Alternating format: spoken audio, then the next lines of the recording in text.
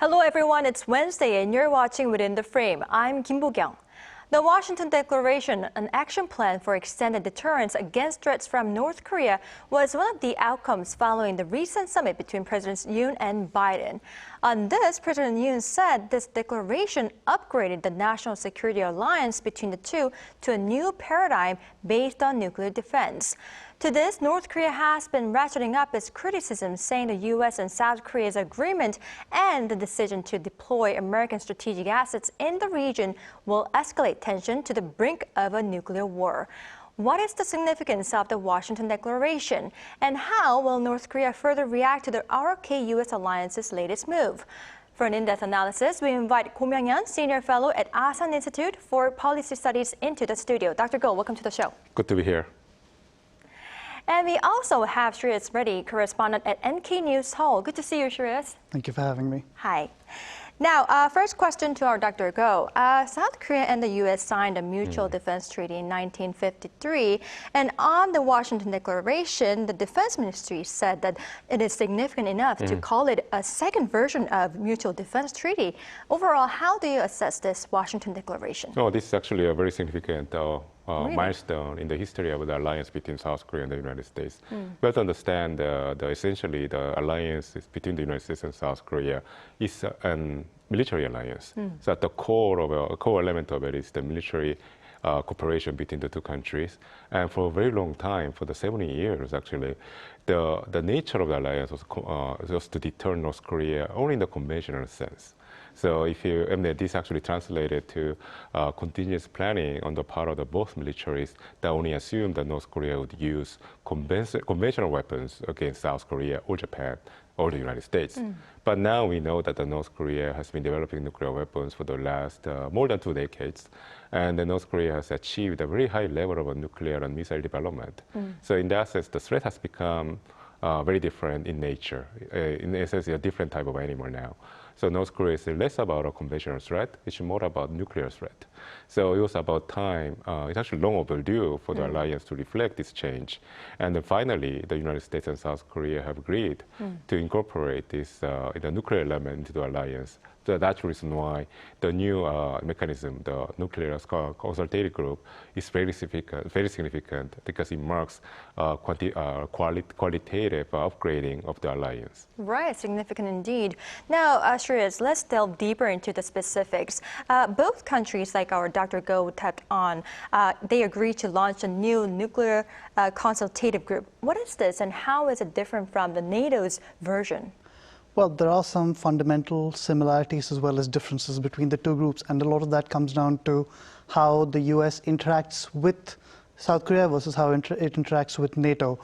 What this agreement effectively does, what this group does, is a big part of it is about boosting communication between the U.S. and South Korea and brings South Korea a little more into the planning process when it comes to how the U.S. utilizes the nuclear weapons.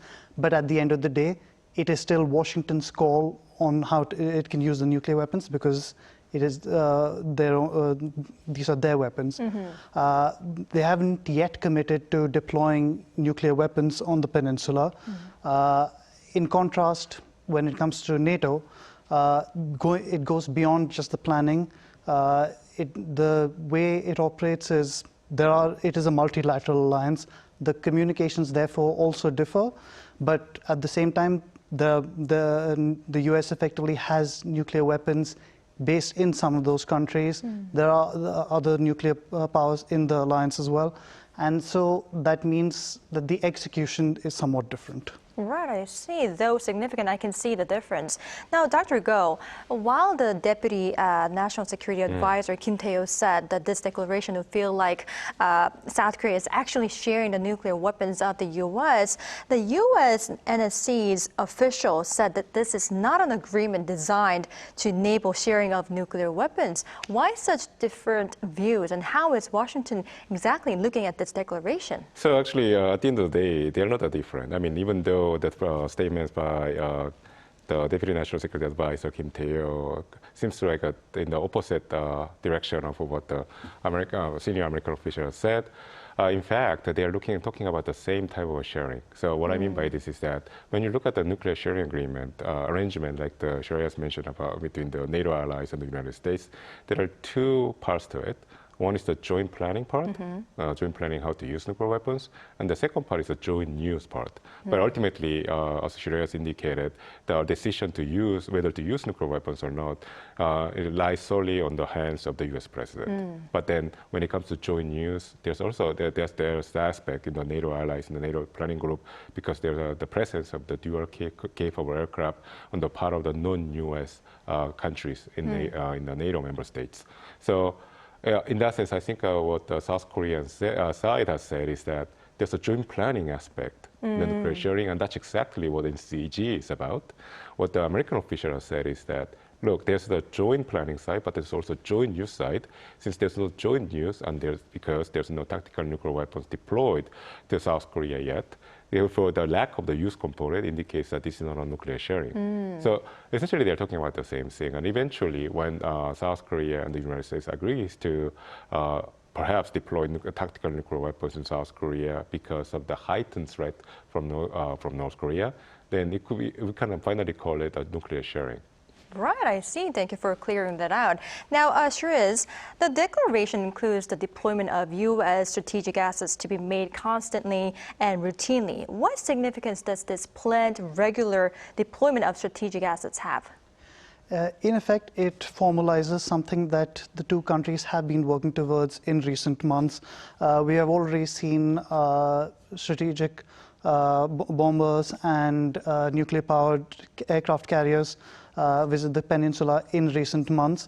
And a lot of this also comes down to when North Korea stepped up its military activities late last year, the defense ministers met, and at the time, South Korea reported that U.S. Defense Secretary Lloyd Austin had pledged to similarly increase the deployment of strategic assets. So now, effectively, that is on paper. That's something that they will continue doing.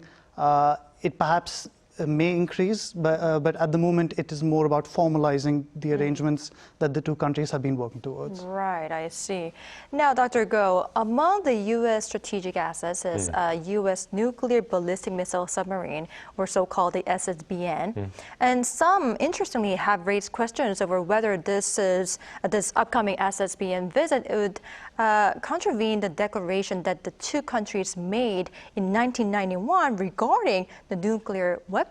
And of course, the defense ministry in South Korea said that there is no problem to this. But what is this about, and how do you see this? Well, I think when it comes to the joint declaration of a nuclear-free Korean peninsula, what he's referring to is the permanent deployment of nuclear assets. And then we're talking about port calls by nuclear submarines, U.S. nuclear submarines to South Korean ports. So there's a clear difference there, because one is what is banned, or what actually South Korea has committed to, is to have not to have a permanent deployment of nuclear weapons in the Korean peninsula in its territory, whereas North Korea has already violated that agreement. But then it has allowed a temporary visit by nuclear submarines. But in fact, this is even the visits by U.S. nuclear ballistic missile nuclear submarines might not become necessary in the near future, because for now the visits are in order to indicate or to assure the South Korean public about the U.S. commitment to defend South Korea against North Korea's nuclear attack. Essentially, the idea that if North Korea uses nuclear weapons, then South Korea and the United States will respond with nuclear weapons. But then the visibility is there. It's more of a messaging of assurance to South Korea and deterrence to North Korea. But once this kind of port course is regularized, and then also this message is actually formally established in the mindset of both South Korean public and the North Korean leadership, then this port course might no longer be necessary. So this is a temporary plus a temporary situation. So in that sense, I don't think it's a violation of the agreement in spirit. But again, the agreement essentially exists on name only because of North Korea's intense and advanced nuclear development. I see. Now, Shriz, North Korea's response to this was to criticize the U.S.'s commitment to dispatching an Hawaii-class SSBN. How threatening is the visit of this U.S. strategic assets to the peninsula for the North Korea? And some say that the visit is more about keeping China and Russia in check rather than North Korea. What's your view on this? Well, I think, as Dr. Go said, a lot of it is about visibility. It's about presenting a strong defense posture in coordination with South Korea. So it's about reassuring the South Korean public, of course, but also about sending a message to North Korea, but also to China and Russia that the US is here and it is and it will continue to have a strong military presence. But in terms of direct threat, yes, the Ohio-class submarine does have a lot of advantages, for example, helping launch attacks more quickly. But in practice, and North Korea would also be perfectly aware of this, it doesn't fundamentally change the US approach to dealing with the situation. The US is not going to launch an attack unless North Korea attacks first. It is essentially a defensive measure. So any increase in threat is just on paper for the moment. Right, so it's basically trying to send a message. Yes. Right. Now, Dr. Go, for now, South Korea has reaffirmed Seoul's long-standing commitment to its obligations for the NPT, the Nuclear Non-Proliferation Treaty, meaning that it will step away from the discussion on having nuclear weapons on its own. But there are still some of the voices that urge for Seoul to have nuclear weapons of its own. How do you see this? So in fact, the recent deterrence measures, such as the visit by U.S. nuclear submarines that carries ballistic missiles that also carries nuclear warheads, in fact, it's not that different from the voices about supporting the idea of Korea's own indigenous nuclear development. What I mean by this is that at the very core of this question, the dilemma that Washington and Seoul share is how to respond to North Korea's nuclear attack. It's a hypothetical scenario, but then that's something that the militaries of the both countries have to prepare, the worst case scenario that they have to have in mind. So the reason why there's still some voices of supporting the idea of independent nuclear armament is that at the end of the day, even if we have nuclear sharing, complete nuclear sharing with the United States, the decision to use nuclear weapons lies on the hands of the U.S. president. Right. That's the U.S. president's sole prerogative, and no one else can actually have.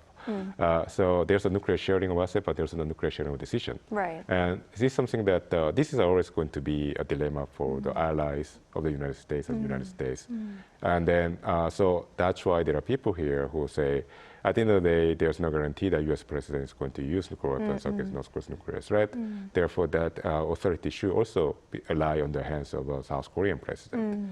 So. But then, again, we have to understand these voices that supports South Korea's indigenous nuclear armament is not a majority voice. It's actually a minority voice. Really? The public sometimes confounds tactical nuclear weapons that are operated by the United States with South Korea's own nuclear weapons. But then, once we ask the South Korean public the question of the cost of South Korea having its own nuclear weapons, the support for South Korea's own indigenous nuclear development drops considerably. Right. So we know from here that at the end of the day, the idea is to increase the support and assurance of the South Korean public that supports the idea of, that thinks that tactical nuclear development, the nuclear sharing with the United States, sufficient to assure them, also to deter North Korea against the proportion of people who support South Korea's own indigenous nuclear development. So there will always be people in Seoul who won't be satisfied unless South Korea develops its own nuclear weapons. But we all know that the cost of South Korea having nuclear weapons is very significant. It's too high. Right. So I think that's the reason why it's likely that the United States and South Korea will develop this, the initial steps for nuclear sharing further as North Korea increases the threat level. That eventually South Korea and the United States will have a full NPG between the two of them. Right, I see. Now, Shreyas, to all of this strengthened ROK-U.S. alliance, North Korean leader Sister Kim Yo-jong said that Pyongyang would exercise its right to self-defense. And up until now, North Korea has not shown any particular provocative actions. But should we expect any provocations from the regime anytime soon? And if, though speculated, if there's going to be any, what might they look like? Well, I think we've already seen the most probable reaction, the most immediate reaction, in the form of Kim Yo-jong's statement. Right. That's always the first course of action when it comes to how North Korea responds to these things. But perhaps what's been a little unusual about their reaction so far is that usually these sorts of statements they put out over the official news agency, which is perhaps more geared towards external audiences. This time they have also made their displeasure at the situation clear domestically. They've carried Kim Yo-jong's statement in the national newspaper, as well as other reports, and carried stories about protests or rallies in Pyongyang against the US and South Korea.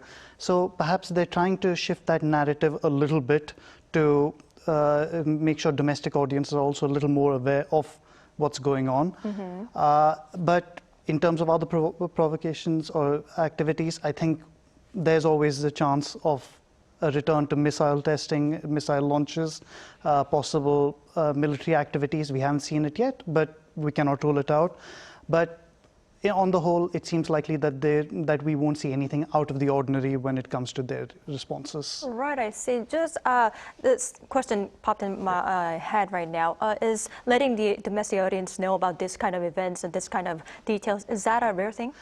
So North Korea does not usually communicate, while it does make sure that anti-US propaganda is spread, they don't usually convey matters of foreign policy, particularly in this, to the level of specifics they have managed this time, where they've even gone and named the Washington Declaration, they've named President Yoon and President Biden. So that's something that's slightly unusual. Right, I see. Now, there's one more question here. Moving on to the international politics, China has been actually beefing up its criticism as well. And the Global Times has been continuously quoting some experts saying that Washington deploying such U.S. strategic assets to the peninsula would only trigger a new nuclear crisis. What is China concerned about? And will this lead to China strengthening its bilateral ties with North Korea? In a sense, again, this is when it comes to how China reacts, this is part of a long held tradition of framing any developments on the peninsula as being about US versus China. Even going back to the Korean War, which, let's not forget, China frames that as China defending itself from the US rather than a conflict between the two Koreas. So that will certainly continue. Obviously, the way things are going between the US and China, that rhetoric will only increase. And certainly they won't be pleased about this. There may be knock-on effects for South Korea because of the alliance, but that is somewhat different from how China's viewing the situation with the US specifically. And in terms of how China will treat North Korea, essentially it will, so far we've seen China often backing North Korea's stance in international fora like the UN, saying that the US is responsible for increasing tensions in the region with its military activities. We will probably see more of that from Beijing, as well as Russia as well, just consistently towing that line and gradually forming a sort of anti-US front. Right, I see. Now, Dr. Go, the alliance with the US is, of course, very much important. We all know that. But the relationship with China and Russia is something that we cannot overlook, especially China, given that it is a major trading partner of South Korea. What kind of diplomatic strategy should we use? Well, I think the current course by the new administration can be characterized as the strategy of clarity. What I mean by this is that South Korea doesn't want to give room for misunderstanding on the part of the Chinese or the Russians, that South Korea is sitting on the fence when it comes to the current geopolitical friction between the authoritarian blocs represented by China and Russia and the liberal democratic bloc represented by the United States, and to which many of our allies and friendly states belong to, including South Korea, because we share values with these liberal democratic states. And I think the opposite of this idea of strategic clarity is one of the strategic ambiguity, that sends a message that we are on the fence between the two blocks. And this actually is quite dangerous, because it gives rise to misunderstanding on the part of China that South Korea is in play. And then China can have this idea that South Korea can be either pressured or even like enticed to join the Chinese bloc. And this increases expectation on the part of Chinese when it comes to measures such as this one, when South Korea and the United States work together to enhance each other's measure against North Korea. I think that this is the reason why we had a major friction with China back in 2016 with the deployment of the THAAD missile defense system. And then I think the reason why the Chinese reacted so severely against Korea was because Korea had been giving hints to, or like indications or wrong signals to the Chinese that South Korea might be siding with China when it comes to the great power rivalry between China and the United States. So this frustration and disappointment manifested in an excessive response by the Chinese. So that's the reason why course of strategic clarity makes Korea safer. It actually diminishes the chance of a miscalculation on the part of the Chinese. It adjusts their expectations. So therefore, there will be more stability between Korea and China in the near term and also in the long term. So in that sense, I think there could be a short-term friction between Beijing and Seoul, but then this is actually a constructive friction because it represents adjustment of expectations, especially on the part of the Chinese. So I think this is essentially solidifying like a foundation for a long-term stability. So I think we should definitely not overplay the fears of a Chinese retaliation because the long-term gain in terms of a strategic stability and then also relationship with China is actually very much more positive. Right, interesting. So strategic, this clarity could be the most realistic and beneficial one for in long term. Exactly. Right, interesting. I'd like to ask more questions to both of our experts, but unfortunately, this is all the time we have for today's edition. Now, thank you, Dr. Go, and thank you, of course, Shiris, for your insights. We really appreciate it. Thank you. My pleasure. All right, this is all for Within the Frame tonight. We'll be back tomorrow with more in-depth stories. Thank you for watching, and goodbye.